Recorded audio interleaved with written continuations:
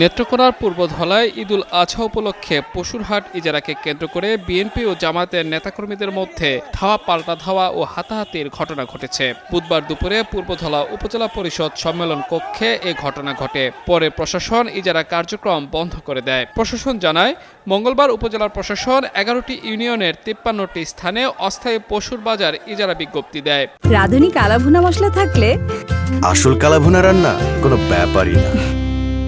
তারই ধারাবাহিকতায় বুধবার দুপুরে উপজেলা পরিষদ সম্মেলন কক্ষে ভারপ্রাপ্ত উপজেলা নির্বাহী কর্মকর্তা তাসনিম জাহানের উপস্থিতিতে ইজারা ডাকা শুরু হয়। এক পর্যায়ে উভয় দলের নেতাকর্মীদের মধ্যে তর্ক বিতর্ক শুরু হয়। পরে উভয় পক্ষের মধ্যে ধাওয়া পাল্টা ধাওয়া ও হাতাহাতির ঘটনা ঘটে। এ ঘটনায় ইজারা কার্যক্রম স্থগিত করে দেয় উপজেলা প্রশাসন।